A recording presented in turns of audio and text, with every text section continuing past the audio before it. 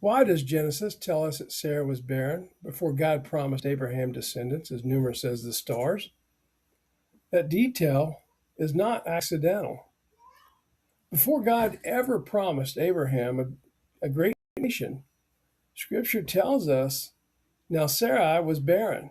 She had no child. We find that in Genesis 11:30. Why is that important?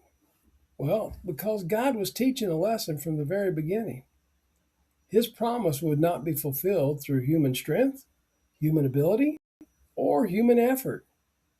Humanly speaking, Abraham and Sarah could not produce the child God had promised. Yet through that promised son, God would build a nation and ultimately bring forth the Messiah. See, that's exactly the point. God often begins his greatest work where human ability ends.